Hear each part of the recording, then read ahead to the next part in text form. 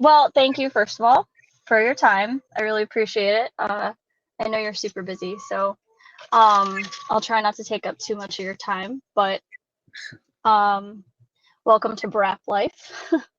This Yeah. is uh, this is really cool to have you on here. You're the first pro rider that we have on here. So Oh, nice. yeah, Hey, no, that kid Nakana though, he's basically pro. Just throwing it out there. dude, he is good, right? He is Yeah, so good. he's a sleeper. He's a sleeper. I didn't know about him Yeah, until like Pennsylvania, and we were riding together a good amount. So he's got the skills. yeah, I might be the he second. does. I might be the second here. Well, he's officially not pro. You were the first official pro. How about that? Is that better for you? All right, that works.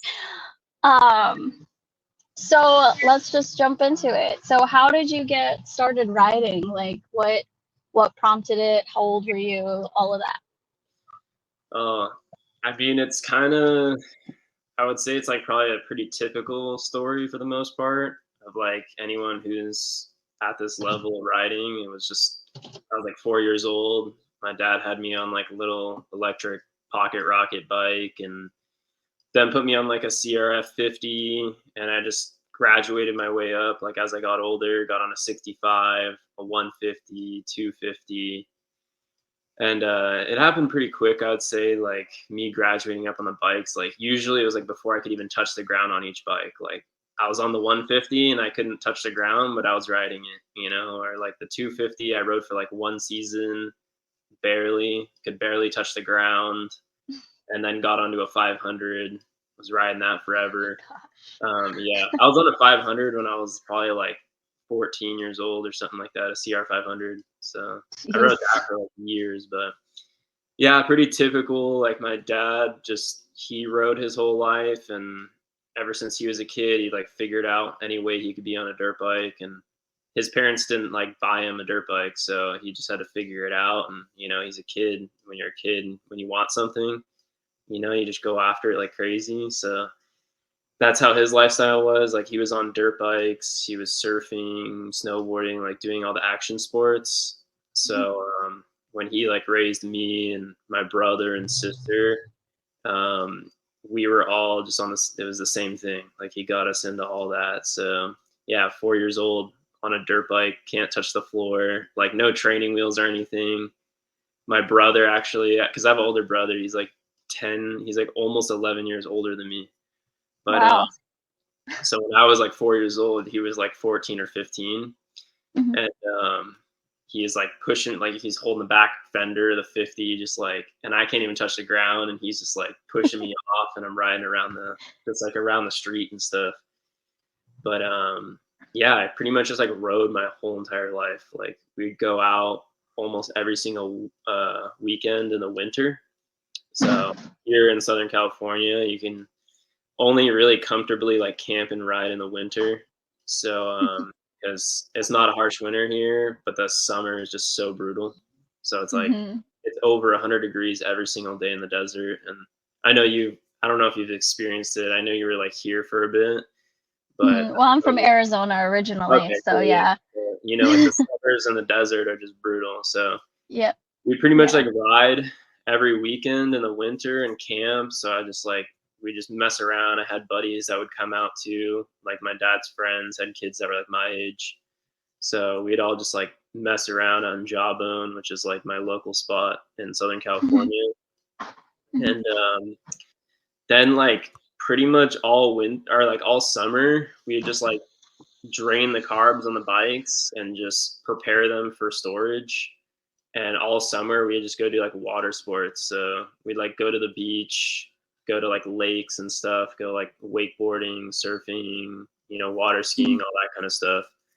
So it was dirt biking was like always a seasonal thing for me, like growing up. Mhm. And it was never like my main focus, I'd say. And I also never raced. Like my whole life growing up, I never raced. So I Mhm. know like a lot of these other guys came from like either racing motocross on the track or like GNCC, whatever it may Mhm. be. Like I know a lot of guys came from racing in general, Yeah. but I never came from racing. My dad like never like the thing is, like, he never pushed me into anything. So Mhm. whatever I wanted to do, he'd be like, "All right, like we'll figure it out, make it happen." But he's not gonna like force me to try to be like the next, top pro racer or Yeah. the next, guy that's supposed to be in the MLB or any sport I did. Like he wasn't trying to like push me to be the best. It was just like go out there and have fun. So, and that's like that was his thing too. Like when he rode, he just loved to free ride and go have fun and not try to like compete for anything. Yeah. Um, so yeah, that's pretty much how I got into it. And like I said, it was never a main priority for me Mhm. until like I don't know, I actually did kind of stop riding for a little bit for like a few years, probably when I was like 15, 16, 17, like around then. Mhm. I didn't really ride much at all. Like I just like didn't want to go out. I'd rather just like go hang out with my friends and like I used to skateboard a lot too, so I just like go hang with buddies, like go to parties, skate. Just I don't know what I was doing, but Being a uh, troublemaker. yeah, just like being a teenager, I guess. But Yeah. um, yeah, I didn't really ride much. I was surfing a lot. Like when I was probably like 9 or 10, I got into surfing, and it just like that really like when I get into something, like I get into it, like I don't know, I just get so focused on it. So it Yeah. really took over for a bit. So I surfed for years. I think I would rather like go to the beach than go out to the desert and camp and ride. So that's what was going on then. Yeah. And then probably when I was like 18, 19, around then, like I started getting back into riding Mhm. and I started getting more into like the hard enduro stuff. So, Mhm. and I mean, I didn't really know it was hard enduro. And now when I look back on it, it was definitely medium enduro, like compared to what I do now. But Yeah. yeah, I was just like trying to find new trails and make new hill climbs and stuff like that. And at that time, I was riding a CR 500, so it wasn't like ideal for what I was doing, but it worked. Mhm. And yeah, like as time went on, like 20, 21, 22, I'm 23 now. So during that whole time, it was just me like building up over like a span of 3 or 4 years, just going at it and like being completely addicted to riding. Like literally didn't surf. I was like riding in the summer, which was that was something I never really did Brutal. in my life. Yeah, but I was so like when you want to do it that bad, Mhm. like you just go, if you have someone Yeah. else that's willing to come with you and go ride in the heat. And Yeah. we got acclimated to it too. Like we'd go out, it'd be 100 degrees, and like I wouldn't feel it at all. Like yeah, you're sweating and you're losing a lot of water, and Mhm. you do kind of feel it a little, but you just don't think about it because we got so acclimated to it, just doing it for like months. We're going Mhm. every weekend, so um, I don't know. I was just riding in the summer, and then I did like my first race I did was in 2021. Mhm. So I raced King of the Motos in 2021, and that at that time I had finally gotten a KTM. Like I got a KTM probably right before that, and it was a 2015 KTM 300. And Mhm. yeah, I raced King of the Motos. I had no idea about like hard enduro racing really, and like the US Mhm. Hard Enduro series or anything like that. I just had a buddy that was like, "You should go do this. It's a sick race," and he did it like the year before. So I was like, "All right, cool. Like it seems like it's And right up he my." didn't prepare you? Not really. Like we did a little bit. Like he let me borrow one of his GPSs and like was like, "All right, it's Mhm. gonna be a GPS thing, so you got to follow this little track." And but I had no idea what to expect really. Mhm. Um, so yeah, I hopped into that just like kind of blind. Had like my nutrition was like bad. Like I just didn't fuel enough for it. Didn't hydrate Mhm. enough. But yeah, I did it, and I think I ended up like 21st or like 22nd overall. So, and I raced the A class that year, and that was like my first race ever. So Jeez.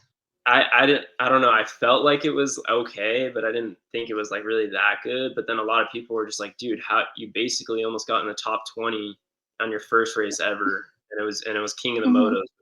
Everyone was like used to say that that was the gnarliest race, even just like not that long ago because I feel Mhm. like the US Hard Enduro series didn't really develop or like it wasn't really like established back then. Like even in 2021, I don't want to say back then because it wasn't that long ago, but like it's you've seen like the sport has grown so fast. Like it's like Yeah, every month it's like growing, and everything's getting more official, and the skill yeah. level. Oh my god, the skill level is going up like way too fast right now. Like it's so. But yeah, 2021, that was like my first race, and then I was like, all right, this is cool. I hated it after, like right after the race. I felt like I was gonna die. But like a week, No. a week later, I was like, dude, I want to do another race. So I think in 2022, I did King of the Motos again, and Mhm, I think I did better. I'm not sure what I placed, but I'm pretty sure I did like a good amount better. And then mhm. maybe like 17th or something. And then I did like Grinding Stone. I did Donner, and I pretty much like placed pretty good in both of those too. And that's what hooked me on it. Like the year after that, I ended up just doing the whole entire series.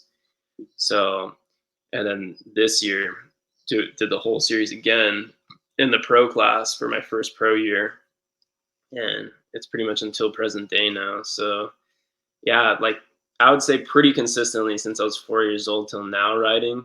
If you do Mhm. it in the long term, like little breaks here and there, but just consistently been at it. And now I'm racing and free riding, and it's pretty crazy how far it's brought me. And honestly, I can't even believe like I've been across the whole like U.S. I've raced in Hawaii. Like that's pretty wild to me. So it's pretty cool. That's really awesome. Yeah. I, I just met you in April. Um, but just like talking to you about, like, to me, it seems like you progressed really quickly, like once you got into hard enduro.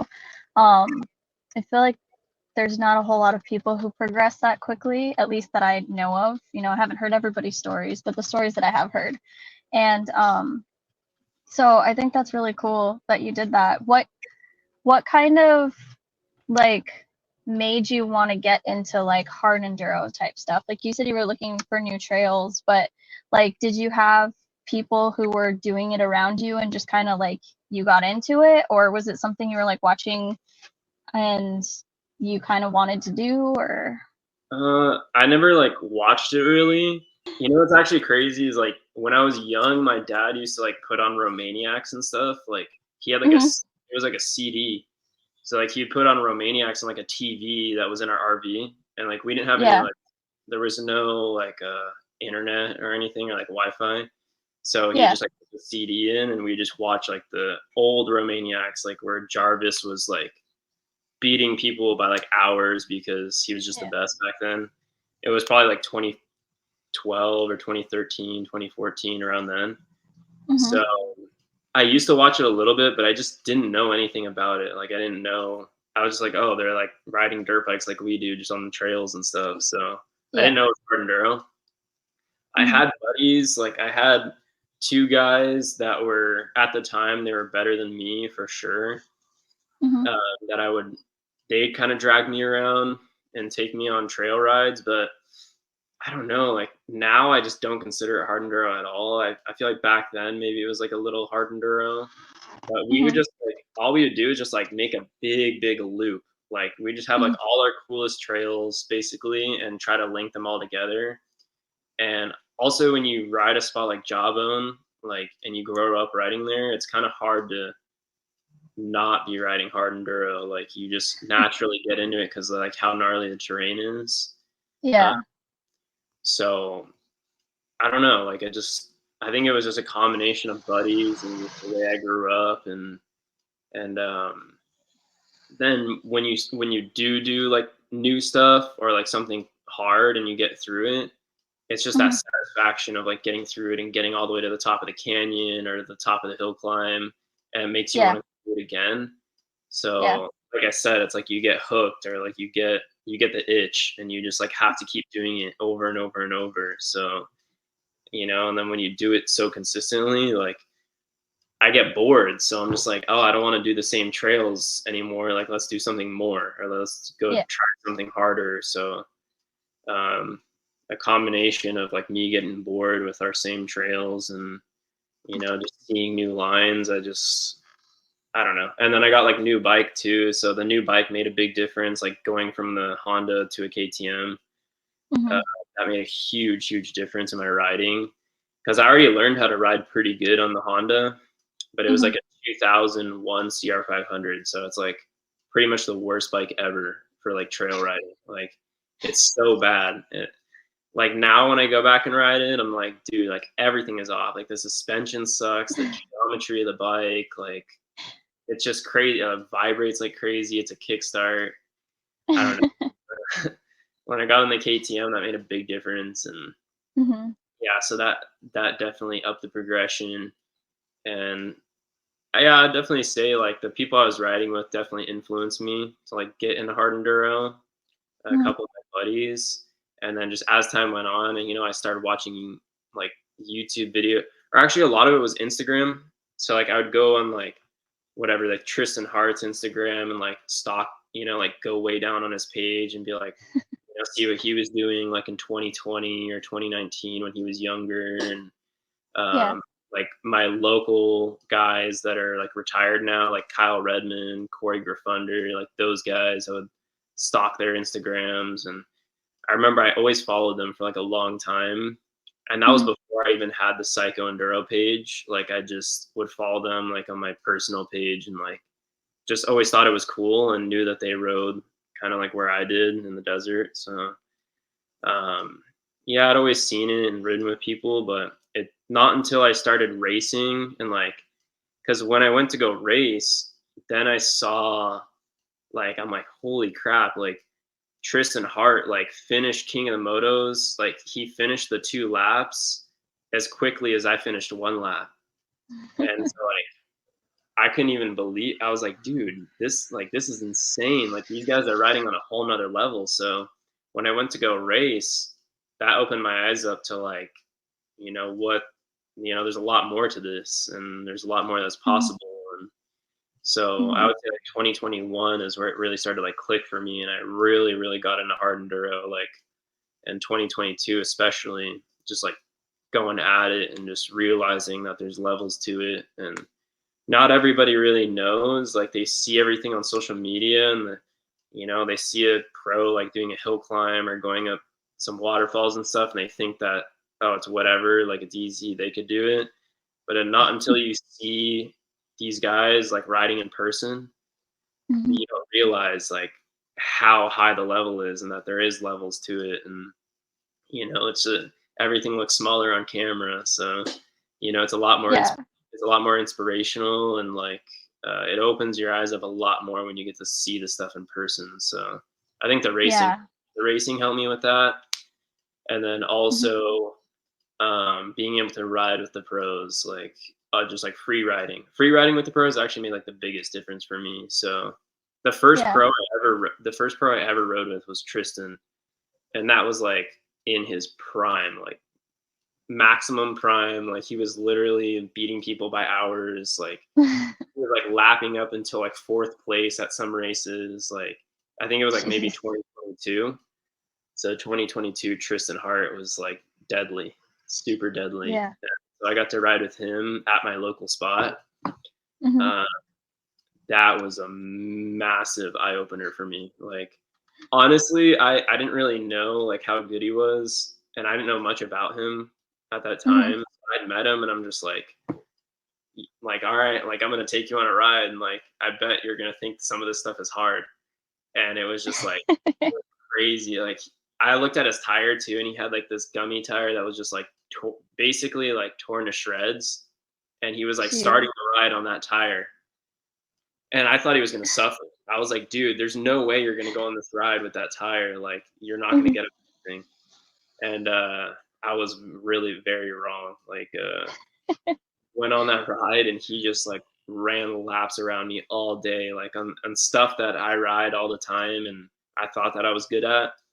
He was Yeah. just like he was running laps around me and just making me look stupid. So it was pretty like it was good to witness that, and it was like a good eye opener for sure. And um, yeah, stuff like that. That's like gonna make the big difference is like riding with the top pros, and that's like kind of what got me going, with like the hard enduro Yeah. stuff. Say is the racing and then getting to ride with the pros. Then I really realized. So So when you made the switch up to pro class, did you change like what you were doing, like how you were training? Like you talked about your nutrition a little bit.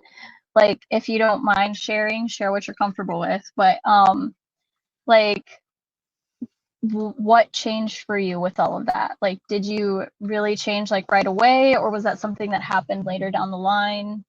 um, I mean, honestly, I didn't change much, and there's no secrets too. Like I'm not gonna like say, oh, I'm not gonna say I'm doing one thing and I'm actually doing another. So Yeah.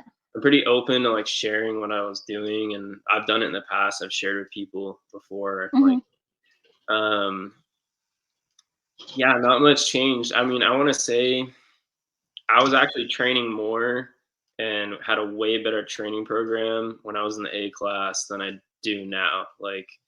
So honestly, like my training didn't get better or more intense for the pro class, and that was just like due to like personal reasons and Hmm. also um, not having my bike, like not really preparing for the pro season. Like I didn't realize. I would just say like it didn't really work out the way I wanted it to, as far as like my bike transport and me being able to train while my bike was gone on the East Coast and stuff like that. So for those Hmm. who don't know, I started this year in the pro class, and I basically did like the first few West Coast races, and I only have one bike. So my one bike is for practicing and racing. And then the other bikes I have are just like I still have a CR 500, and I do have other bikes, but I don't have like another KTM 300 that's like set up the way I want it for hard enduro. Hmm. So Hmm. they're not like ideal bikes to train on because I can't really get much done on like a CR 500. So yeah, this year I found somebody to transport my bike. Like I was really worried about making it to all the races, Hmm. when in reality I probably shouldn't have been, because it's, at the end of the day, like what is that going to do for you? Like you're getting all the races, but it's just honestly, to me, it's like you spend so much money and so much time and effort, and there's Hmm. not like any return.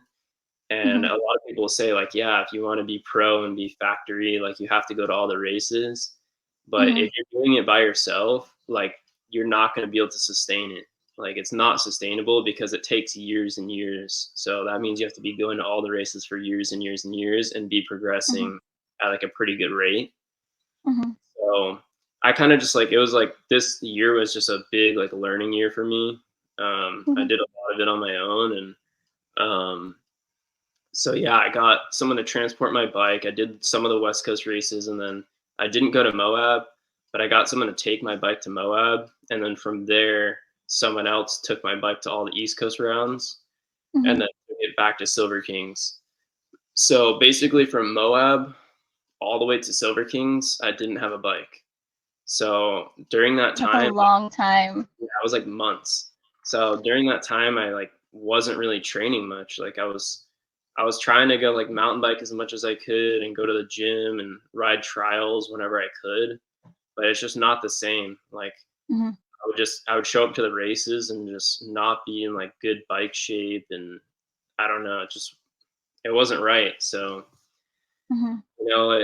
it was kind of frustrating. Like I look back on the season and it was a little bit frustrating. I don't really let it get to my head, but I'm Yeah. just frustrated because like I knew I could have done better, but it's like I wasn't able to put the time in at all because I didn't have a bike. Yeah. So it's cool to have the practice bike and the race bike, but it's cool if you can afford it, but I Yeah. can't afford to have like two. These bikes are 10 grand, and I'm not getting like a deal on these bikes. So it's like I can't just dish out 10 grand or 20 Hmm. grand, or more to have two Yeah. bikes and then go spend another like, couple grand on parts and tires and all that to get the bike set up. It's Hmm. just like not, it's not reasonable. especially for like a sport that you're not making any money from. So, so Yeah. I'd say, I don't know, this year it wasn't the same as last year. Like last year I was learning, but I was like the top A guy, and Hmm. I was riding every single weekend. I was riding like multiple times a week. I was going to the gym, mountain biking, like I was doing it all, and all Hmm. that combined, and riding trials, like going to trials competitions, all that Yeah. combined was just like progressing me like so quick. Like it was, Hmm. I couldn't even like, when you can see your own progression and you think it's fast, then it's fast, because other people were looking at me, and like even my local riders that I've been riding with like my whole life were Hmm. telling me that they've never ever ever seen progression that fast. So I was like, dude, like I know, because I can see it. If I can see my progression that fast, like it literally felt like every single ride I was going on, I was getting better. Like, and I could feel it. So that was kind of crazy to me. Like I was like that for about like maybe like 6 to 8 months, or maybe even a little bit longer, where I could like clearly see my progression each ride. Yeah. And like I said, during that time too, I was riding with the pros. So I think that's where a lot of it came from, was just Hmm. riding with the pros and seeing what they're doing and knowing what I have to do to like get there. Yeah. Watching a lot of YouTube videos, like their point of views, watching their Instagram clips, like just going all out, just watching everything. And I was just addicted to it. Like if you ask my mom, like every time at dinner, like I have my phone up just watching like Tristan Hart's point of view. It's like 2 hours long, and I'd watch the whole entire thing. And Hmm. I'd watch like the same videos like multiple times. Like I was like, oh, I just watched that one 2 weeks ago, but let me watch it again, because Yeah. I went and rode, and I thought of something else, and I want to see how he does this certain thing. So I just kind of like watch his point of views again. I was just doing everything I could. I was fully addicted to it. And now it's been a little bit harder. Like now I'm Hmm. not doing as much. And like I said, just with my bike being gone, that Hmm. really put a big halt to it. So what I've learned is that a combination of everything helps. As far as like your training, if you want to get better, Hmm. if you if you do a little bit in the gym, a little bit on the trials bike, or if you don't have a trials bike, just doing like balance stuff even on your enduro bike, Hmm. and a little bit of cardio. Like you never want to like go all in on one thing. Hmm. Um, but what I will say is that riding the enduro bike is better than anything else. Like the once you're at like a certain level, I would say Yeah. riding the enduro bike. Like once you're at like my level or more, Hmm. like if you look at like Jarvis, like he doesn't really go to the gym or go like do cardio, like regularly every single week. Like Hmm. if it was up to Jarvis, at least when I talked to him, Hmm. he said that he would rather just ride the enduro bike every single day. Hmm. So because he's like, if this is what I'm going to be racing on, why would I not just ride this and get really good at riding this, and Yeah. be super comfortable on it? And Yeah. then you're throwing around a 250-pound bike, so it's like you're getting the workout in and everything, and you're staying in good bike shape. You're getting the Hmm. cardio, all of it. Yeah. Um, so what I will say is that having your enduro bike is probably the most important thing when it comes to training. Is just like your frequency, like being able to ride at least Hmm. once a week, if not more. Now that I look back on my A class season last year, Hmm. that I was progressing the fastest when I was riding my enduro bike the most. So a lot of guys, like the top pros, they do a combination of everything, and they're on training programs, and they go to the gym, and they cycle and all of that. But Hmm. if you're not that, if you're not a pro athlete and you don't have time to be doing all that all the time, I would say just really prioritize your riding, getting the time on the bike and making the time on the bike count. That was like huge for me. Like I didn't start doing that until after I rode a Tristan in 2022, Hmm. like making the time on the bike count. So he told me, he's like, why are you like staging so far away from like your spots that you ride at? Like why is it a 10-minute ride for us to get to like the first hard section or like the first moto loop that we do? Like Mhm. he was even telling me like 10 minutes of riding on single track is just a waste of time. And I'm like, I couldn't even like comprehend that back then. But like, because I used to go on like 60-mile rides where like we would just make a giant loop. Yeah. And he just beelines it straight to like a moto loop, and he'll just Mhm. session one single spot for like an hour or 2 hours. So I'm Yeah. like, whoa, like that kind of like blew my mind, and that definitely like changed my outlook on like training. Yeah. But yeah, being able to be on your bike and just making it count. So like don't waste any time really. Like go straight to your spot and go work on what you know you need to work on. So if you know you need to work on certain things like balance or turning or hill climbs, downhills if you're scared to go down hills, Mhm. stuff like that, then go like attack those things like right away, and Mhm. don't try to go on like some little single track ride to avoid those things. Um, if you're at like a higher level, like if you're at my level, I'd say like same thing, don't waste any time, but like go make a loop that incorporates everything that there is in hard enduro. So like you want to have a loop that has like hill climbs and ledges, gnarly downhills, side hills, like everything you can think of to incorporate. Make Mhm. it into like a little 5 to 10 minute loop where it connects back to itself, and just keep doing that loop until you perfect each section of the loop. So every time you hit it, like if you get stuck in this one spot or you can't make this one hill, or you hesitate before you go this one downhill, like focus on those things each time you come around to do it again. Try to like perfect each section of the loop, and you want to get it to where you can go through the whole loop without stopping basically, and just be able to get through each section without getting stuck or hesitating or anything like that. That's Mhm. like when I started doing that, like moto style training, doing loops, I Mhm. was progressing like insanely fast. Like last year was that was when I was really going hard with the those loops. Mhm. Not even going like I wasn't even going far at all. Like I was staying really close to the truck, not going on a far loop, and I was getting so much done. Like in just like literally like a couple hours, I was getting so much done, because before that, when you just go on a long ride and Mhm. there like you'd go up to like one hard section, you hit it one time, and then you're past it and you don't hit it again. Like so you just had Mhm. that one time, like whether you made it or not, or like barely made it or had to push your bike up, it was just one single Mhm. time. So you hit it once and done. Versus when you do Mhm. the moto loops, like you hit the same section like 10, 15 times within an hour.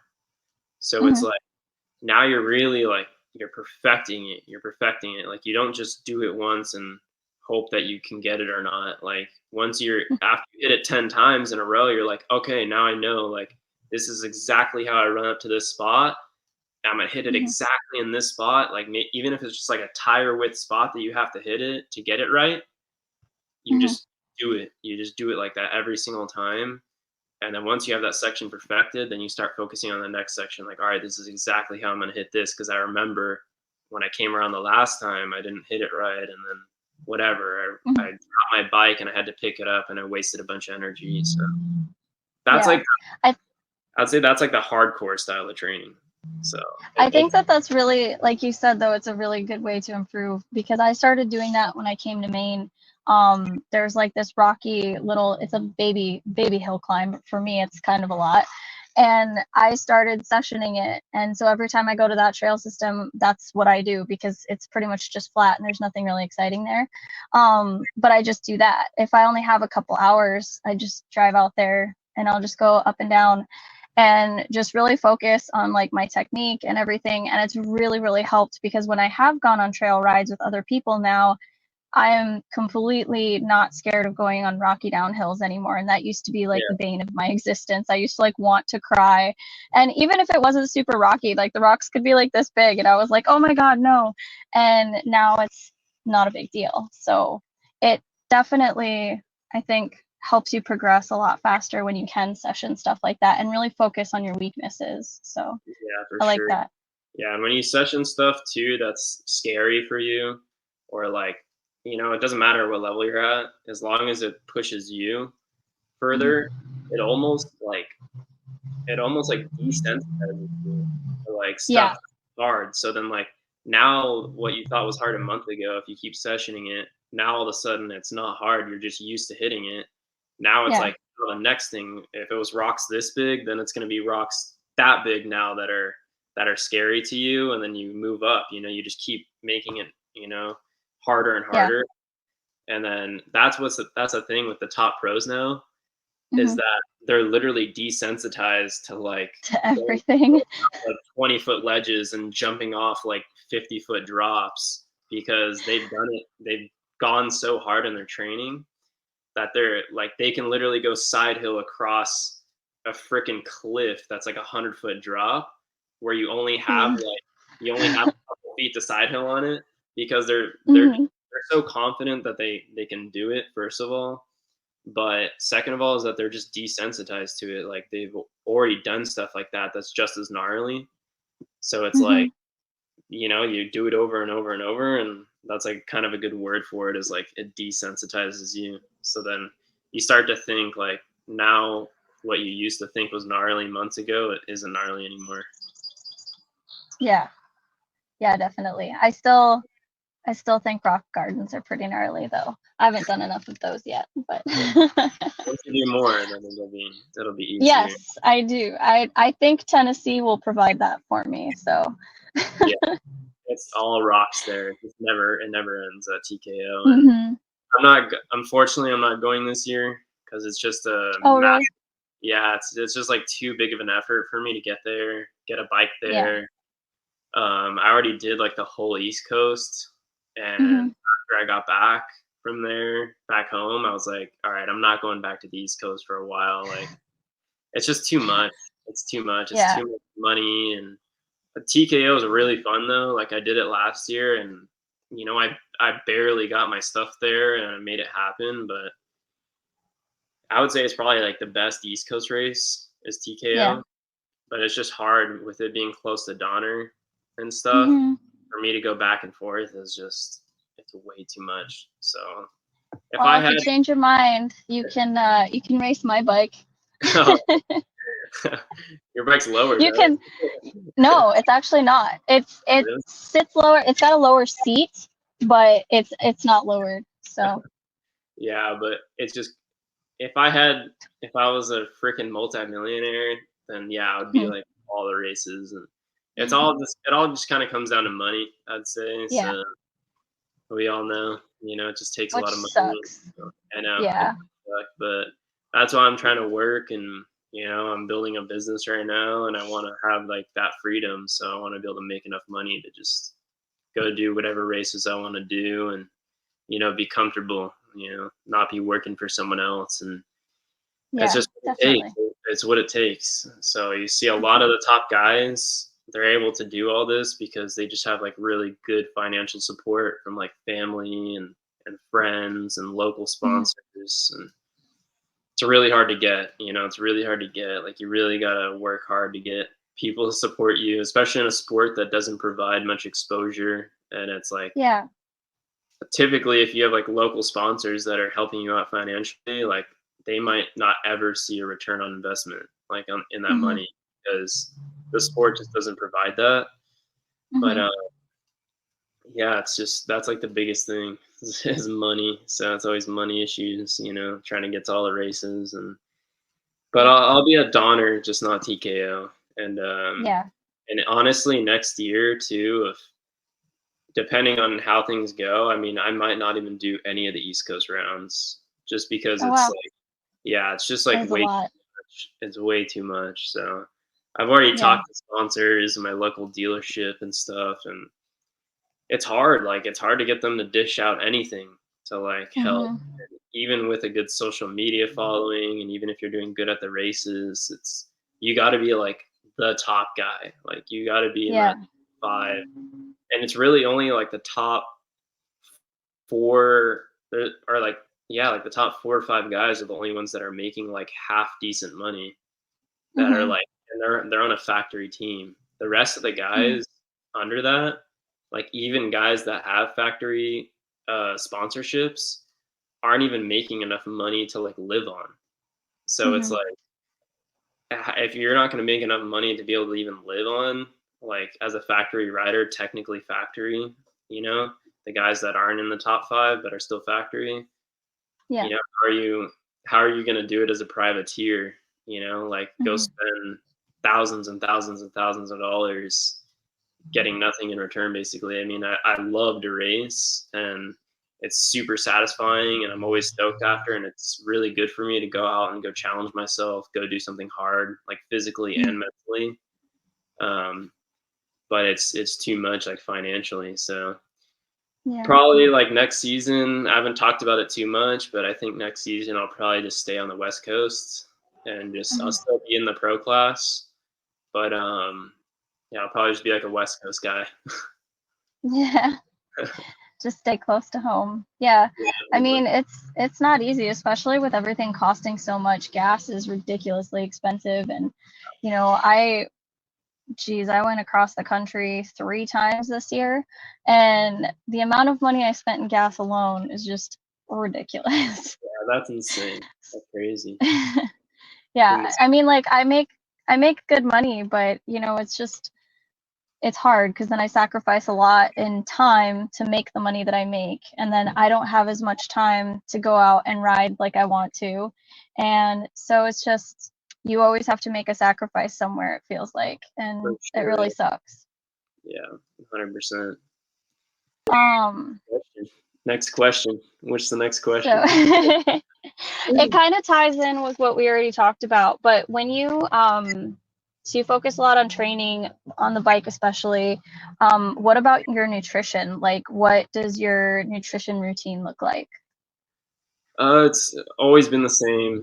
Like, I'm never eaten like pretty much like my whole life. Like like now and then, yeah, I'll get like In and Out or something like that. But go get a burger, like, but it's all just, it's here and there. Like for the most part, I always grew up just eating like good organic food, stuff with like very minimal ingredients, not a lot of like seed oils and food dyes and like nasty, just artificial ingredients. I don't really snack Mhm. on stuff like, so I'd say I definitely dialed it in more like for racing and like trying to be like optimize like my performance. Mhm. So as time went on with racing, I'd say I just eat a lot of I I eat a lot of everything, just like a lot of carbs, protein, fats. Um, Mhm. I guess to like give an example, like if it's race week or whatever, which it doesn't really change much if it's race week. When it's race week, Mhm. all I really do on race week is just hydrate more and try to eat as many calories as I can. So and a lot of carbs too. Yeah. But because you burn so much, like during one of those races at the top level, like we're burning like well over 5,000 calories in one race, like well over that. It's a So lot. yeah, so you're working really hard and you're losing a lot of fluid and stuff. So I'd say, like, for example, I would just have like probably oats with like fruit in the morning and eggs. So I'd probably just make like a couple hard boiled eggs and then oats with like blueberries or something like that, honey. I just get like plain oats, so I don't get like I don't even know what the brand's called, but like already has sugar and like all this stuff in it. I Like all the literally, flavoring and stuff. yeah, Yeah. I don't really get that. I just get like the Yeah. plain rolled oats. It's just oats. I mix it with water. Like I don't do like milk or anything, just water. Mhm. And then I just put like honey in it basically to sweeten it up. And then like a Mhm. banana or like blueberries. I eat a lot of bananas. um, eggs. I'd say like sourdough bread. I When I'm home, I usually make like smoothies like every day. So I have like banana, blueberry. I used to use protein powder, but now I don't really because I don't Mhm. really feel like I need to, and it does just have kind Mhm. of like shitty ingredients in it. Mhm. But yeah, the smoothies are like banana, blueberry, peanut butter. Um, I throw oats in it too in the smoothie. What else? Dates, and then I just like maybe some sort of juice, like orange juice and like coconut milk or regular milk. It doesn't really matter to Mhm. me too much. Um, I like to make sandwiches. Like it's all just like normal stuff. I'd say like there's nothing special. I Mhm. drink like electrolytes pretty much like every day, whether I'm racing or not. Because Yeah. I am always doing something that's like strenuous, like or like physical activity where I'm sweating. So it's a daily Mhm. thing where I'm like, you know, just losing a lot of fluid, and it's hot here in Southern California too. So it's just good to hydrate regardless. So I Yeah. do like electrolytes pretty much every morning, and then it's just a variety of different things. Like for dinner, I'll do like ground beef, rice, stuff like that. Like I make my own little mixes with all kinds of stuff Yeah. like bell peppers, onions, spinach, like whatever I'm feeling. Um, Mhm. but yeah, it's not like I'm not on like a strict diet, I would say. It's just all like I just try to keep it as like the least amount of ingredients possible so that I'm not just Mhm. like eating preservatives and oil and all that kind of stuff. Like Yeah. I try to keep it like really plain and simple, and um but that's like day to day. It's just like all that stuff. Like and I'm open to anything. Like I eat chicken, broccoli, like I eat all like vegetables, carbs, fats, avocado, potatoes. So I've never even really talked about it before, so it's kind of hard. I'm just like off the top of my head. I'm just thinking like randomly Yeah. like what I eat. Because I know like a lot of other people are on like strict diets where they're like Mhm. whatever, like they don't eat any like animal products or or they don't eat protein or people stay away or people do like the keto diet where like it's high fat stuff like that. Mhm. Whatever, like to each their own, like whatever works for you. But what works for me Yeah. is just eating a little bit of everything. So Yeah. and staying as far away as I can from like processed foods. So Mhm. even if I like go eat in and out like once every other week or whatever, like even when I Mhm. eat in and out, I'm like, oh, like I don't even really want like fries because it like fried in like some like canola oil or something like that, or like the Yeah. burger itself. Like I don't know, even when I eat stuff like that, like I still like it and I still enjoy it, but I do think about I'm like, oh, if I go get a shake, it's just pure sugar, and I don't want to eat that Yeah. sugar. So I do think Yeah. about it. I'll still have it every once in a while. Like I'm not gonna like be so strict about it and be like, no, I can't eat a burger, you know. But Yeah. I would never really In and Out's like pretty. It's funny. I'm just saying In and Out, but like that's pretty much the only place I'll get a burger from is like there, or like maybe somewhere like Shake Shack or something. But Mhm. um, besides And that, you are in California, so you it's like the land of In and Out. have to. But I wouldn't go somewhere like I wouldn't go to like Jack in the Box or like Taco Bell or McDonald's. Like I don't really go to fast food like that. Mhm. Stuff I don't know. I just don't trust it. But I uh, found out like Jack in the Box's tacos aren't even real meat. They're no, yeah, vegan. I don't think they So are. I was like, oh, that's It's weird. interesting. Which But like yeah, is fine, but you think you're eating meat and you're not. So who knows what it's made out of. just Um like I'd say just whatever works for you, but mhm. there's nothing special in my diet. I just keep it all like as clean as I can, and Yeah. I cook my own food like I'd say like 90% of the time, and yeah, just trying to keep a good balance. Just a lot of as much protein as I can, and that's usually I'd say a day, maybe like 100 grams a day, because I weigh like 160 pounds or like 165 Mhm. pounds. So like maybe around like 100 to like 130, 140 grams of protein. I used to like track it out like a long time ago Mhm. because I used to go to the gym a lot too. So I used to like want to see how many calories I'm eating and how much protein. But Yeah. like on average, I probably eat like maybe 3,000 3,500 calories a day, and just try to keep the protein like 100 to like 140 grams, and then the rest just is whatever. I don't really track the rest. Like just a lot of carbs, good fats. Like I said, like avocados, fish, like salmon, that kind of stuff. And Yeah. I can't think of anything. Like there's nothing like really special that I do as far as diet. That's what makes me feel good, and I get good energy from it. And I always Yeah. have to eat before I do something like physical. Like I can't do stuff fasted. Yeah. So, Oh.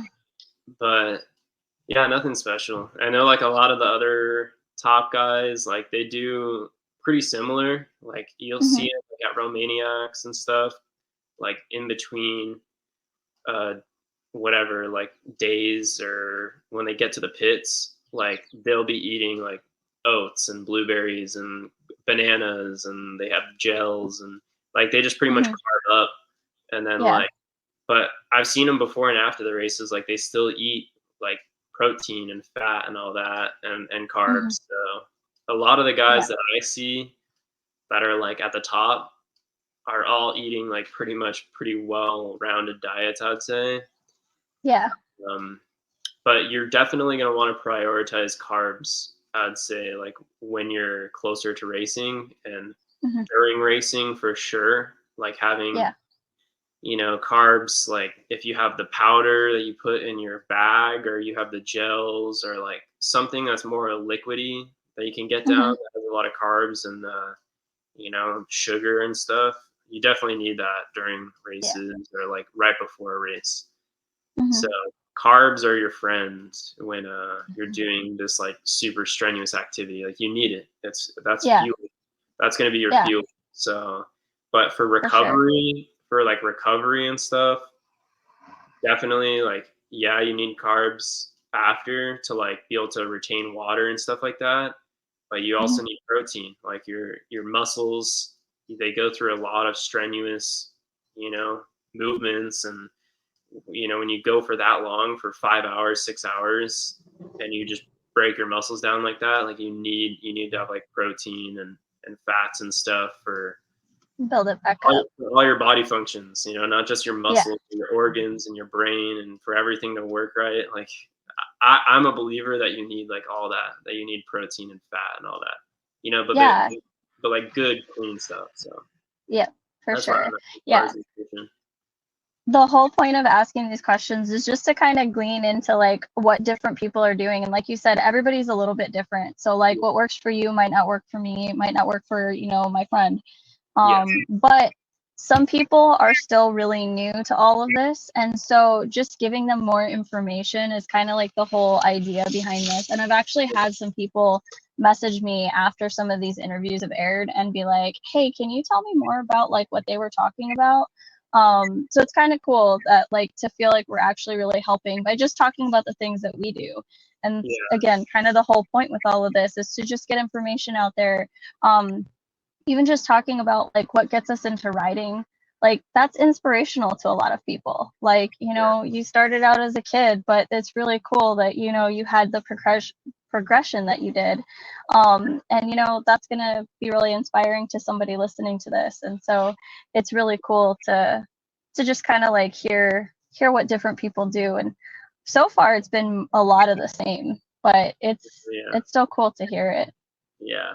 Yeah, and that's sometimes I kind of forget about that, or like I overlook it, that people actually wonder about these things.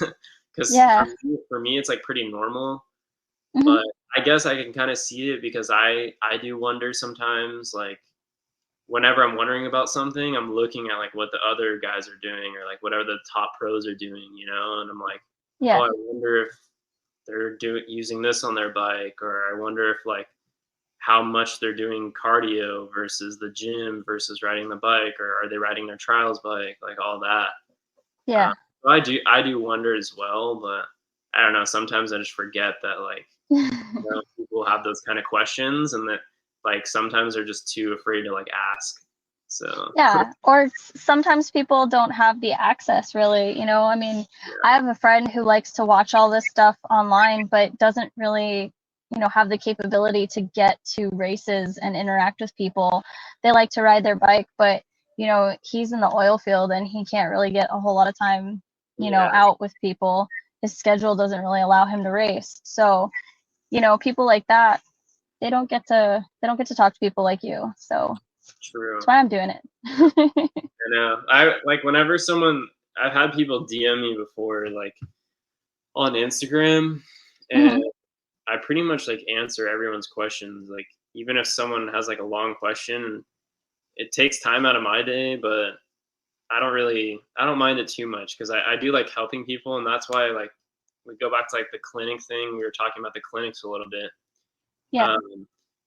I don't charge like a crazy amount to like teach people new skills on how to ride dirt bikes. Like I was charging like $100 per person versus like I feel like the minimum now that people are charging are like $250 per person, if not a lot more than that, like double to triple that. It just depends on obviously the rider and their status and stuff like that. And a guy like Jarvis is going to know a bit more than me, that's for sure, like a whole lot more.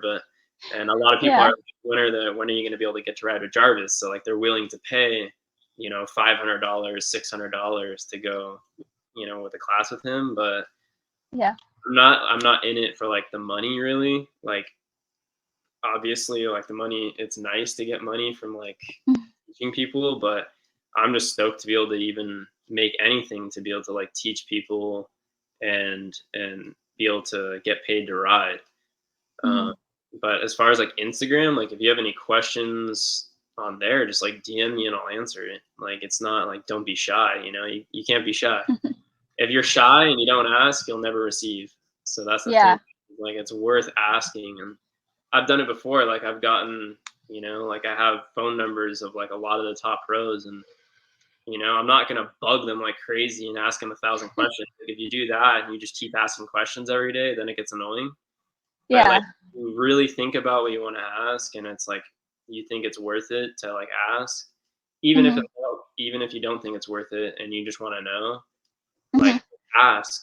And I'm sure like especially in this sport, like 90% of the people will give you like a pretty solid answer. So I think everybody that I've met so far in this sport has been really open with sharing knowledge. I haven't met anyone who like is like trying to keep secrets about anything. And like I always say, like when I asked you about your training and stuff, I mean, just in case, some people are just naturally more, keep things closer to the vest or whatever. But everybody in the sport is just like all about sharing knowledge and trying to like grow it and everything. And I think that's really cool.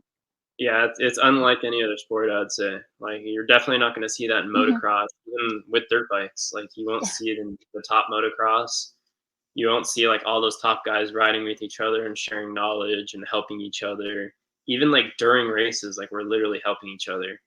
And like it's funny, I have a buddy who used to like go to tracks to go race like go-karts, like and people go race like super gnarly gas go-karts. And he said like if you even just like try to go up to one of those other guys and ask for like a screwdriver, like they'll go tell you to like, screw off. So it's like it's completely different. Like there's so many other sports that are not like hard enduro at all. Like everyone's really open and willing to like share and help in this sport. Like you can literally go up to like one of the factory rigs and like ask one of the mechanics, for like a tool or like help on something, and they'll help you. Or like ask another rider for a tip. It could be the number one guy. Like you could literally ask Tristan Hart and he'll most likely tell you or like help you out with whatever you need help with. So I think that that's pretty cool. And you don't see that in a lot of other sports, and especially at the level, like the level's so high and these guys are really battling hard to like get wins, but they're helping each other. So it's pretty interesting. But I'm always down to like give people tips, and especially in person, like if you're at the races and stuff and you see me like and you want to talk about something, like I'm pretty open to doing it. So like I said, I mean, sometimes like I've had people that just bombard me and they like just send 1,000 DMs. They ask me a question every single time I post a story or like whatever. And I'm like, all right, dude, like you need to chill a little bit. But like, yeah, just if you just have some like general questions here and there, it's definitely not an issue. That's for sure. Yeah, I think that's really awesome that you're willing to share, and Yeah. hopefully your inbox doesn't get flooded. But Yeah, it ends.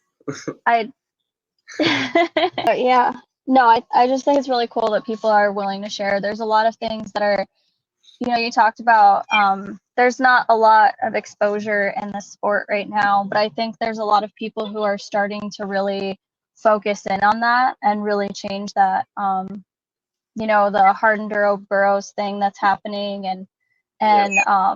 even Max Gerson's podcasts, having those things are really bringing a lot more eyes to the sport, I think. And I think that's awesome. And hopefully it can grow it. And hopefully there will be more money in it, in the next couple years. And it'll Yeah. make things a little bit easier for people. But I mean, we can always be hopeful. But part of that's like the economy and everything like that. So not to get political, but Yeah. it is an election year and things were really expensive this year. So Yeah.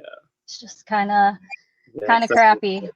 Yeah, it is for sure. And yeah, everything, it all counts. Like as much exposure as we can get, all the Yeah. podcasts. And that's why I'm pretty much open to doing like any podcasts or anything like that, because it just helps. It just helps the sport. And even right now, if I'm not fully, going at it and fully dedicated to the sport, like I'm still down to like do everything I can to like share and try to grow the sport, because I really do, like, I do have a passion for just like riding in general. And so anything I can do, like I said, to help it, I'm gonna do Yeah. it. So I just actually watched like the Hard Enduro Bros thing is cool. And Hmm. I was actually talking to them. They wanted to like get me on and like get some footage and stuff like that, but Yeah. it's never really lined up right, because like he's Hmm. always wanted to do it like before or after the races, and I only Hmm. go like in such a short amount of time to the races, so Yeah. I don't stay there like way, or I don't get there way before and then stay way after. Uh, Yeah. but I basically just told them, I'm like, hey, if you're ever in SoCal, if you're in SoCal and you want to film, then that's cool, but I'm not gonna go like fly or drive like way out of state, or like Hmm. have to get spend all this money on like hotels or whatever just to stay like a few extra days to film. Like it's just, I can't do that. But Yeah. it'd be cool. It'd be cool to be on there and get some like cool clips. And especially if you came to my spot here in SoCal, there's a lot of cool stuff that Yeah. I think a lot of people would be stoked to see on footage. And there could be some really good clips that you can get here. But I just watched like the first episode of it just this morning. It was pretty cool. Yeah. The Hard Enduro Yeah. Bros thing. I Like that haven't watched it yet because I was driving, but I'm was super pretty excited cool. for it. Yeah, I put it on the TV and I was like, damn, like he always does Blake always does such a good job with like the filming and the editing, like his whole like the whole production. Like Yeah. it's like to have like that level of quality in this kind of sport is pretty rad. Like when he did all the race recaps the Yep. like last year, and now he's doing this. Yeah. I thought that was pretty cool, and it really is like when I was watching it, it kind of clicked in my head. Like not a lot of there's not coverage like that of the top pros free riding, because the stuff that these guys do free riding is like insane. Like it's on a whole nother level of like anything you would ever see at a race. So the only Yeah. time you ever see them riding is really at the races, and that's all they post like coverage of. Yeah. But you have to understand that the pros are literally sprinting through these race courses. So that's the thing, is like they're going through this stuff at a ridiculous speed, because it's not even close to like what is hard for them versus like them free riding. Like they hit stuff that's way gnarlier than you'd ever see in a race. So now you're Yeah. getting to see like really high quality, like full blown, like all the close ups of what they're doing while training. And it's pretty gnarly. I think it's going to open a lot of people's eyes up, because That's like I have like a yeah. lot of footage on my phone of like the top pros riding, just free riding, Hmm. and they never film themselves. So it's like it used to be kind of like a secret, like what they're doing, and now it's like going to be fully exposed pretty much of like how hard they go. And Yeah. I think it's going to be pretty cool. It's going to be, I already feel like people are progressing way too fast. And now I think people are going to progress a lot faster being able to see what these guys are doing. So, Yeah. And like you were saying before, being able to see what they do and what they're capable of, that's really I think it's really inspiring for a lot of people to be able to see yeah. like, okay, I looked at that rock wall and I never thought that that was something that could be ridden up, and these guys are doing it like it's nothing. So, okay, now I've got to go practice to be able to do that. Yes. And I think like you said, yeah, the progression is going to be kind of crazy now that it's going to be out there that these guys can go that hard. And I it's know. kind of intense, but it's really, really cool. And I think that all the recap videos and like the footage that like Ryan and Max get and that whole team, it's really, really cool to get that kind of exposure, to get what Blake is doing. Yeah. It's just it's only going to be good for the sport. It's getting it out there. I have family and friends who know nothing about dirt bikes, but I send them those clips and they're just like, holy crap. And then they start watching that stuff because it's cool to watch. My family would probably never get on a dirt bike, but they don't mind watching it. They don't mind seeing how crazy that stuff is. And then my mom yells at me and she's like, you better not do anything like that. Yeah, and But, that's literally the only way that people are gonna see it too, is if like yeah. they have guys like Max and Ryan and Blake like taking videos and pictures of it, because the problem with the sport is it's so hard to spectate. So it's Yeah. like only people are only going to be able to see it on TVs because they can't get out there in the middle of nowhere Yep. to go watch it. Hmm. And that's a big thing with the sport in the future, that I've talked to like a lot of people about. I've talked to a lot of the U.S. Hard Enduro directors and even some race promoters about it, about how important it is to set up races for spectating, and Hmm. making more of like a short course style, like something like Grinding Stone or Yeah. or TKO. Like TKO is a really good one to spectate, and so is Grinding Stone, because there's super easy access for spectators, Hmm. and the race course is like really short, especially on race 3 for Grinding Stone.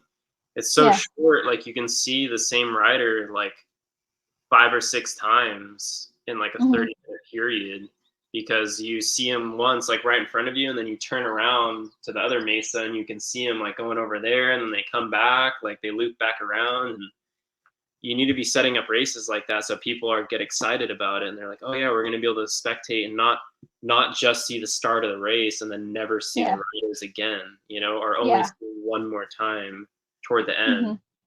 Hmm. Hmm. You want to be able to see them a bunch of times and see them battling and stuff. And so that's going to be, I feel like that's the only direction that hard enduro can go in the future, is Yeah. being a short course style and being spectator friendly in that kind of way. um, Yeah. so almost like a knockout format. I almost feel like Yep. there's going to be more races that are a knockout format, so that basically like everybody can get their money's worth throughout the Hmm. first couple races, where you have a longer race. Like race Hmm. 1 could be like a 11-mile course, race 2 could be like a 9-mile course, and then race 3 is like a 3-mile course. Like it's a super short compact course where you just get to watch the top 25 guys go at it. Yeah. So I feel like that's like, to me, that's like my favorite type of racing, and that's going to be like the only way to get spectators in. And, um, like there's an unlimited amount of spectators, and there's always going to be a limited amount of racers.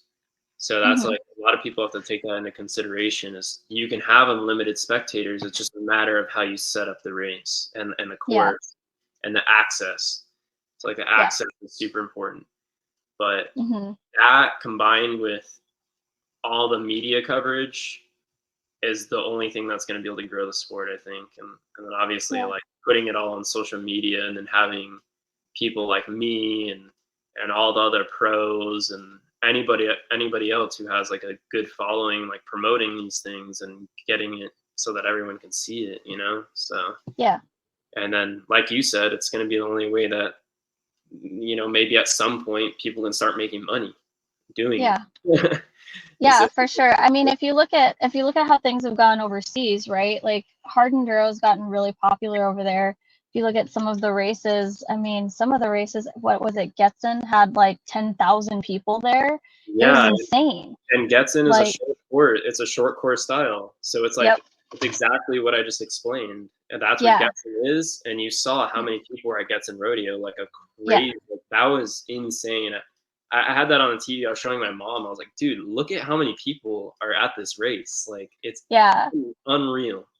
And I know people who were over there like racing and they were saying that it's like super like energizing, like just the energy from the crowd being there, like it's so cool. And it's not like Yeah. you don't get that a whole lot of races. So having people there and like getting really excited in usually like especially for somewhere like say Battle of the Goats, that there's something crazy coming up because that's where all the spectators are. Yeah. And like you're like, oh shit, what is this? Yeah. And it's not like that somewhere like Getson. Like maybe it kind of is, but there's kind of people all over the place People everywhere. because there's just so many people. Yeah. And that would be really, really cool to see. I mean, it might be a couple years before it gets that big here, but that's definitely, with the coverage that these guys are providing, I think that that's the direction that this could definitely go. Yeah. Your closest thing to that right now is TKO. Hmm. And I would say Page as well, like Grinding Stone. Yeah. But TKO is like, I think TKO is like one of the first places where I really felt that feeling from the crowd, where like Yeah. go to like that main hill climb area, and there's literally like 200 people there, and they're all like screaming and yelling and like blowing air horns, and so like TKO definitely is like a small taste of like what that could be, and Hmm. um, yeah, it's all up to the promoters. It's all up to the Hmm. race promoters and the U.S. Hard Enduro people to kind of organize all that so that it all works out in that manner. Even if we Yeah. even if we just make like half the races of the year exactly like Getson Rodeo, Yeah. where it's like available for everyone to be able to spectate the whole course and make a really short course style, then that would be like that's all we need. Like Yeah. we don't need to make every single race like that, but we just need to like start getting to that point so that when you have that much exposure and people being able to watch, like that's why motocross makes so much money because people literally like buy tickets to sit in an arena to watch And people watch. Yeah. so easily, and it's exciting. Hmm. You get hard enduro to that point where it's so easy to spectate and it's that exciting. And who knows? Maybe in the future they might start charging people like more money to like just go spectate the race. So Yeah. we'll see. I don't know. Only time will That. tell. And I hope Yeah. it's I hope it's gonna be in my time of racing, but if it's not, then it's not. Yeah. Well, and I've heard Josh and Matt and Max all talk about that. Like they're trying to figure out what the best thing is for spectating because that's again like we're saying how it grows and everything, and Yeah, um, getting it figured out between the promoters and everything. I'm sure everyone wants to make things their own way, so it can't be easy to kind of like wrangle everybody. But it feels like that's the direction that everything's starting to go. Everybody realizes that we need to get more spectators to get more eyes on everything. The more eyes, the more money that comes in, and all of that. So it's just like this cascading effect. But those things take time, unfortunately. So, yeah, um, but it's still really cool to know that there's a lot happening and pushing towards that direction. yeah. And I'm here for it for sure. And whatever Yeah. any of those guys, whoever needs like for it to be promoted or anything, I'm super happy to use my social media to be able to, promote these things and get the Yeah. ball and try to keep growing the sport because Heck yeah. it's going to be important for future racers. And if I'm not in that future, I mean, I don't really mind it. Like I love free riding. So my life isn't all about racing. That's not what it's Hmm. about. So I know a lot of Yeah. these kids, especially now, like the up and coming kids that are young, Hmm. and even like the factory guys, like that's just they just sleep, eat, and breathe racing. Like that's Yeah. all they want to do. And For me, I'm okay just being a free rider. Like I'll be perfectly fine just doing like a couple races a year and just free riding and being able to display it on like my social media and make Instagram videos and YouTube videos and stuff like that. Like I'm okay doing that. But yeah, I know a lot of these up and comers, like I see these young kids, I think like within their time of racing, like I hope that it gets there where, you know, they can actually like make some good money and be able to like pursue that as like a career. But yeah, right now it's like you got to be it's got to be like all the stars have to align perfectly for you to be able to be on like a factory ride and be making enough money and making it a reality, because it's just like we've already discussed, it's there's not enough, like there's just not enough exposure. So yeah, you know, and like I heard that like KTM was trying to like cut costs on enduro even more, you know, and like pay the athletes less and put less like funding into it. So it's that kind of sucks. That's like a step back if that's actually true, if it's actually true. But you know, just as the racers and people that love racing and spectators and all that, it's just up to us pretty much to like work together to try to grow the sport. You know, it's not up to like the big corporate companies like KTM and whatever, you know, whichever other companies that are involved. I know there's hundreds of them, but we have like good backing. You know, like Climb is huge. Climb's like been a huge sponsor, and you have like Bulletproof, USWE, like all that. And, you know, all the companies that sponsor the US Hard Enduro Series, IRC Tire is like probably one of the biggest ones. IRC Climb, and that's why I'm so stoked to be with like a company like Climb. You know, Climb is all about it. They're all about hard enduro, and they love both aspects. They love the racing and the free riding. So, you know, I love being with companies like that. That's like number one for me. You know, if I'm gonna be sponsored, and all my sponsorships are companies, honestly, except for Climb. I think all my sponsors are companies that I reached out to. So they're all just companies that I want to be with and that support hard enduro. So, you know, luckily we do have like big companies that are backing it. But yeah, hearing stuff like with KTM and all they want to focus on is like motocross and stuff like that, it's just, that kind of sucks. Like, you know, well, like we said though, like right now that's what brings them the money, so it makes sense. But you can't grow anything if you don't put money into it. So exactly. Yeah. So yeah, that kind of sucks, but we'll see. Yeah. I think one day I think it'll be there. All right. Well, switching gears, going on with one day. So if you could, like right now, you have to leave in an hour, all expenses paid, you can go anywhere in the world to ride. Where do you want to go? Oof. Oh man, I haven't thought about that. Anywhere in the world? I feel like everyone would say Europe, like somewhere in Europe, because that's where all the top guys are at, you know? Not everybody says Europe, but I mean, it is a big destination, yeah. You think like, are you saying like a race or just do a free ride? Either one. You can pick one of each. You can pick one of each. How about that? All right. If it was one of each to go race, I'd probably say like, you know, it's funny. I wouldn't say Erzberg unless I was like one of the top guys. I probably wouldn't do Erzberg because it's so like there's so many bottlenecks there, and and you have such a short time limit to like finish the race. I know that that's like everyone's like dream to like go to Erzberg, but I probably wouldn't say that. I would probably say like either Romaniacs because I've heard really good things, and you get like a lot more riding in. Maybe too much riding. A lot.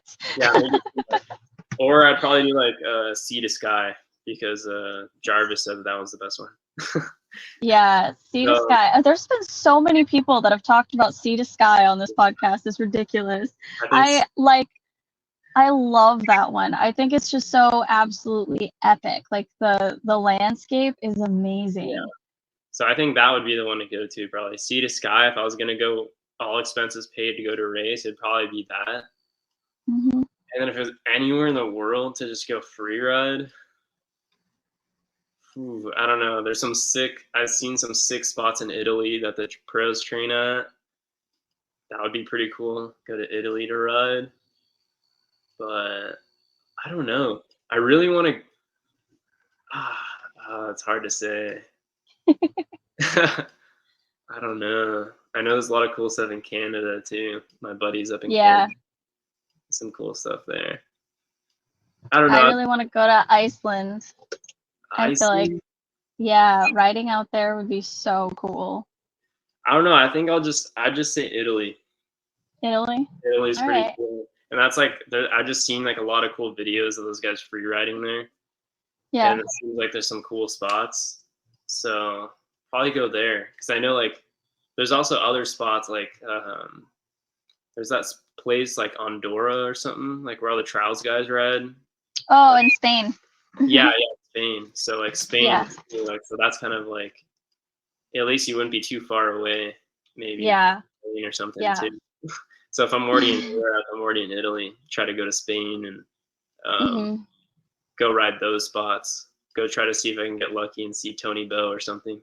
But that would be crazy yeah, to I've see never, him I've in never really person. thought about that. I've never really thought about all expenses paid where I'd want to go.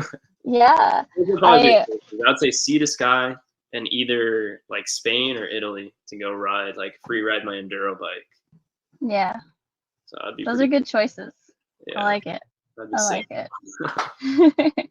I always have a really hard time with that when people have asked me, they're like, "Well, what about you?" And I'm like, "Ooh, because there's too many places that I want to go. I've seen way too many nice places.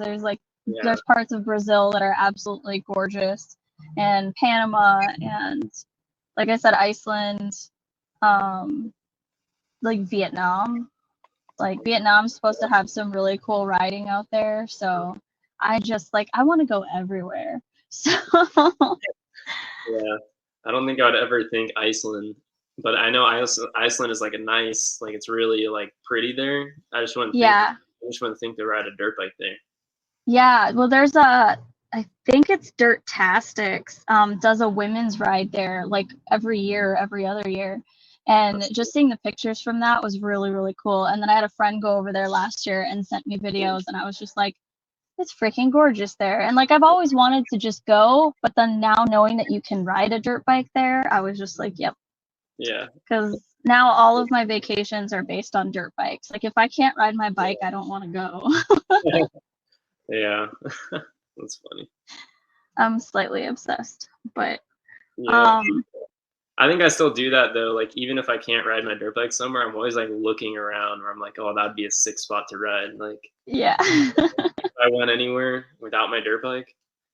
Because I did go to Europe. I did go to Italy like not that long ago. And sometimes like when we were driving through like more of the backcountry area, I was like, oh, that's like a sick hill climb, or like, like I always look around like it would be sick to ride there, but yeah, I'm not like fully fixed on like, oh, I need to have a dirt bike there. I still like can go places without it, but I guess I am always like thinking about it, like especially if I see like cool terrain. If I see cool terrain and I see lions, then I'm like, Yeah. wow, I wish I had a dirt bike. For me, I don't get to go travel, like my family doesn't travel. So I do all my traveling by myself. So if I'm gonna go overseas, it's gonna be by myself. So like I don't really have any reason to go other than to, ride in really cool places. But I mean, like I like the history aspect of going places. Like I like learning new things about places. That part's really cool, but I don't know. I'm not big on like museums and stuff. So I'm just, at least not in this part of my life. I've been to so many museums in my life, and I mean, there's a lot of really cool ones overseas that would be cool to see, but I think the main portion of any trip that I take for at least the next couple of years is probably going to be dirt bike related.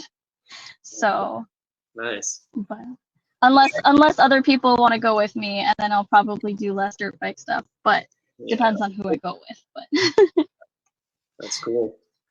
yeah. Sweet. So Okay. So we talked about fitness. We talked about where you want to go. Um, oh, I wanted to touch on this earlier. You talked about, you grew up riding and everything. Did you ever take like formal classes or anything to like learn how to like improve your riding or anything? Or was it always just what you did?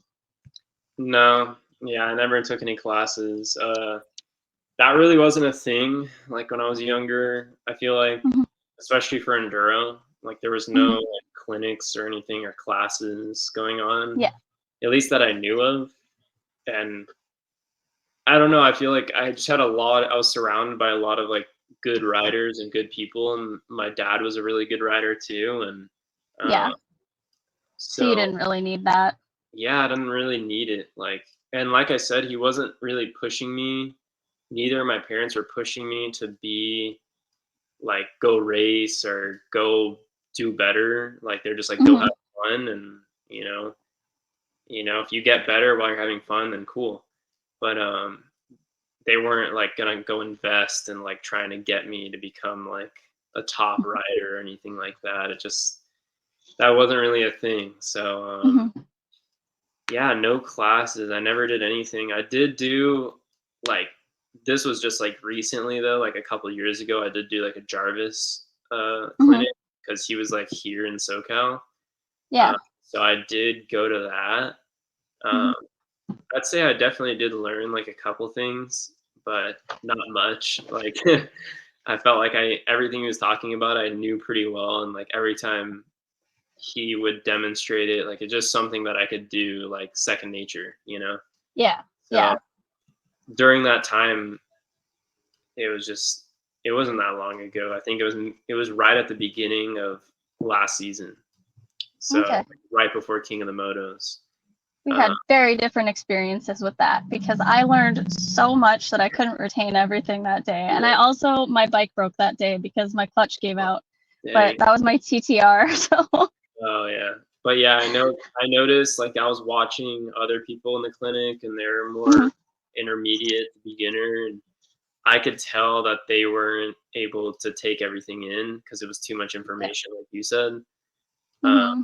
but for me, I don't know. I felt like I pretty much knew like most of it. Like I said, I probably learned like one or two things, and I learned Hmm. more from just I was just following him like intensely. Like whenever Yeah. we'd go like out on free ride and he would try to go up something, like I would just be right behind him, like going up. So I learned more just by being able to ride behind him and watch the way Yeah. he kept his feet on the pegs and balance and use and listening to his bike and stuff. Hmm. So he's really like aggressive and very, very balanced. So I learned more from just like following him and watching him. But as Hmm. far as like the information he was giving us, didn't really learn much to be honest. Okay. So, but it was really really cool. Once, honestly, I want to say once in a lifetime experience to ride with him at my local spot. So Yeah. literally in Jawbone, which like when's gonna be the next time that Jarvis is gonna be here in SoCal out in Jawbone, out in the Yeah. middle of the desert, like so, and that was literally the spot I've grown up riding since I was 4 years old. So Hmm. I was like, I have to do it. So uh, see, now you have to go out to Jarvis Land and go ride with him on his place. yeah, So, he's in Spain, that's in Spain, right? yep. Yep. So there, it's perfect. I'll go to Spain, and that's where I get to do the riding. full, There you full go. all my points in Spain, and I'll go to Jarvis Land. But Perfect. yeah, I think yeah, Jarvis, he's crazy. He's on another level, but it was pretty cool to watch him. But yeah, classes. That's the only clinic I've ever done was a Jarvis clinic. That's cool though. Like for you to be able to progress to the level that you're at with pretty much just learning from the people around you and everything, Yeah, like, and then focusing on your own progression yourself. It sounds like you've done a lot of stuff on your own, and that's yeah. incredible. It's pretty much all been on my own. I would say, like Yeah. especially the past few years, just taking it into my own hands and just like a lot of it's mental. Yeah. Like mentally you have to be able to like attack your weaknesses and keep going at it and be like super. determined and, disciplined. It takes a lot of discipline, I would say. That was going to be actually what I was going to transition to, so thanks for doing that for me. So when you're having like a hard day, like say during a race, like how do you keep going forward? Like do you focus on like something that motivates you, or like do you just like get frustrated and just deal with it, or like what is your mindset like? Well, it's a lot different when it comes to racing and free riding. Mhm, If it's racing and I'm suffering and I'm trying to get through it, it's like there's a lot. Like I think about all kinds of stuff. I think about how much faster the pros are going. I think about that there's people waiting at the finish that are supporting me. Um, that I basically paid to be there, and like I want to get as much done as I can. mhm, And there's like a whole another like there's been races where there's just a whole another part of like your mental state that you have to tap into. Like especially when you're out there for 5 hours, you're completely dehydrated, you're cramping, you're stuck in a spot. Like it's all mental. Like you just gotta mhm. tap in, and not everybody can do it, and push past.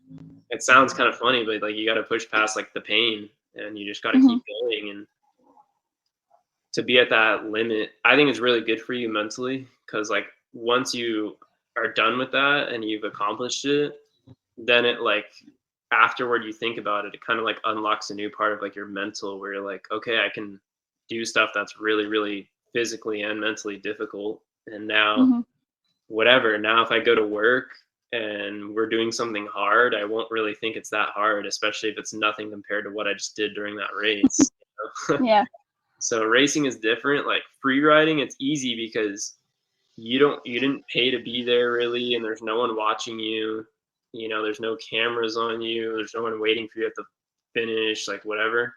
You're just Mhm. out there, and it's you and yourself, and you might be with like one other buddy or two other buddies, and if you're suffering and you it's just all about discipline at that point. Like you can't, because it's so easy to just stop when you're free riding and just take a break, or like just say, all right, like I don't really feel good, let's go back to the truck. Like Yeah. you never do that during races. Like races, you just have to go no matter what. It's a whole different mindset. Yeah. When you're free riding, it's just pure discipline. Like you have to go out there, get the work done, and even if it sucks, like you just keep going. And what I think about is just like, if I can't push myself here, how am I going to go do it at the race, Or like, how am I going to hold up at the race? I'm going to feel like, crap at the race if I'm just going out free riding and quitting halfway through and going back to the truck because I'm tired.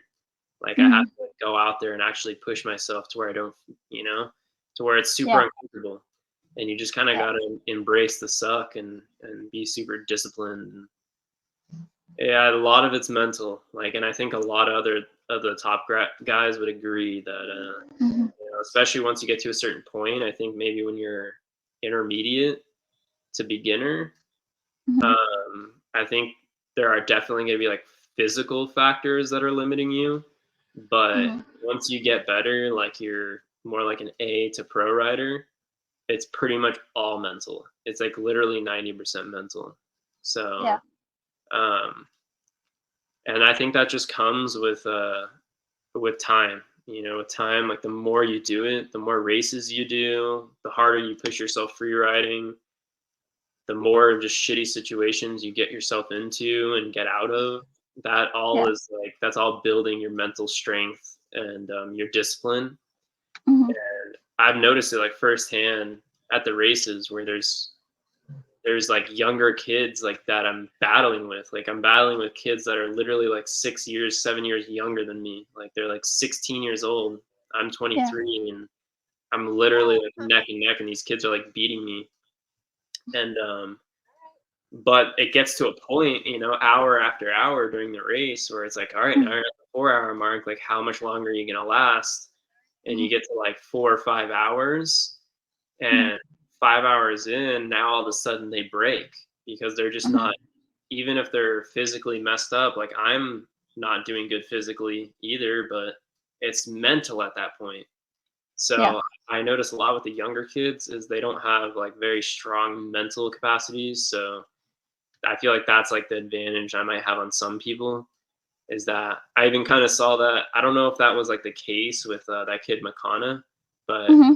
dude, he's incredible. Like his skill is insane. Like in Pennsylvania, we were riding together a lot at Sugarloaf on the second Yeah. day, and he's just killing it. Like he was with me for like a long time, Hmm. and then all of a sudden he just kind of broke off, and I Yeah. never saw him again after like a few Yeah. hours, like on our second lap or something. I just never saw him again, and I want to say I don't know if he said he was just like super like cramped up or like couldn't physically do it, or if he Hmm. was talking about mental, because Hmm. I want to think he was talking about he was just like mentally done, and Hmm. that's just like a big thing with like a lot of these top guys. Like they're a lot more seasoned, and you know, maybe I had been to like TKO one time, but Tristan Hart's been there like 6 times or 7 times, or like Yeah. Cody Webb's been there like 1,000 times because he's done like the trials events there too, and he's won Yep. TKO a bunch of times. So Hmm. like I don't know, just for them, it's like they're so like they built up that discipline and like they've been through so many hard things. They've raced all around the world. They're so like mentally strong and disciplined that like gives them a big advantage, Yeah. especially them battling each other, like those top five guys. They're all those top five guys are all capable of winning the race. Like they all have the Hmm. skill and they're all physically fit enough. But I think at the end of the day, it's just all like mental, you know. Yeah. It I just comes definitely think. Go ahead. it just comes with time. That's all I was saying. It just comes with time and putting yourself in those situations. And Yeah. the more you avoid racing and putting yourself in scary, bad situations, the longer it's going to take for you to like build up that mental strength. Yeah.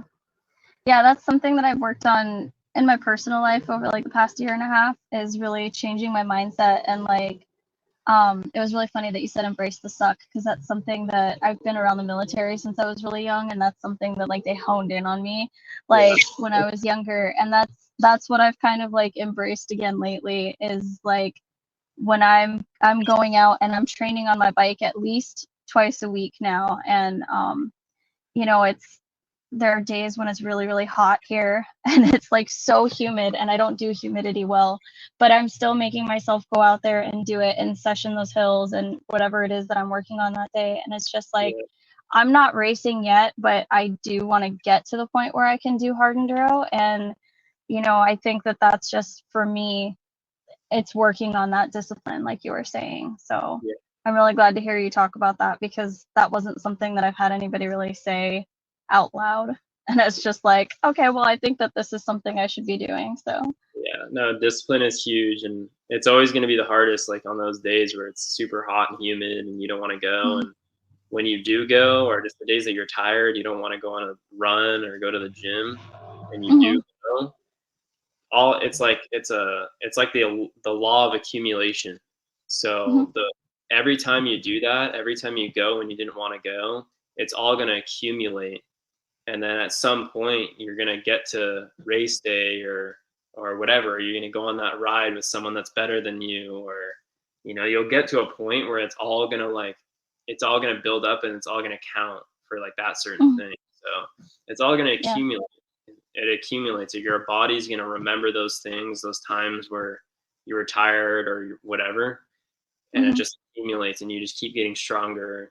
I'd say more mentally than anything. You're just getting stronger mentally, and like I said, your body will remember that. So yeah, just that it's all discipline. Discipline is Mm-hmm. super important, and just accumulating those days. Just keep going out and keep pushing, and it's all gonna count. It's all gonna count one day, that's for sure. Because the more days Yeah. you do it, it's like anything in life. Like if you're starting a business, like the more you put into it, the more it's gonna accumulate, and the more return you're gonna see. If you just Yeah. like if you just go open up an LLC and just let it sit and you don't do any marketing or networking or you know building of the business, Mm-hmm. you're not just going to be able to sit there and you're not going to get phone calls. Like no one's going to Yeah. call you and hire you if you don't put it out there. if you keep accumulating those things and you network with every single person you can, you hand out your cards, you ask your friends to give you reviews on Google, you run Google ads, you do Instagram, like you do this, it's the law of accumulation. All of a sudden you're going to start getting jobs. So it's like, it's the same thing. Like I apply those things to everything I do pretty much. And it works. So, you know, discipline and consistency, those will get you really far. Just those two things will get you super far, whether it's riding dirt bikes or anything else in life, I'd say. Yeah, I like that. That's really cool. Yeah. That's kind of what I've put into my running, like especially the consistency. Like I started last April and I could barely run a mile, and I just did almost 27 miles the other day. And so it's just like, yeah, that's pretty cool. yeah, it's, you know, I do hard things for fun, and so it's it's really cool to hear you talk about that though. I feel like like I resonate with it, and I'm sure other people listening to this are going to as well. If I can do the things that I've been doing the last year, literally anyone can. Because I came from like, I was bedridden almost, because I was like so sick a couple years ago, and I've come from being that completely like sick and out of shape to being able to do the things that I'm doing now on a bike and being able to run and everything. And if I can do that, literally anybody can do stuff. Yeah. They can get up. They, just like you said, they have to have the discipline to be able to get up. And a lot of times it's getting up and starting is the hardest thing. Oh yeah, so. For sure. Yeah, and it's always the excuses too. Can't have any excuses. Like literally, there's people out there with like freaking no arms and like one leg that are out there running. So it's like, figure it out. Yep. Like there's you can make a million excuses for, you know, anything that's hard, but you know, it's not gonna get you anywhere in life.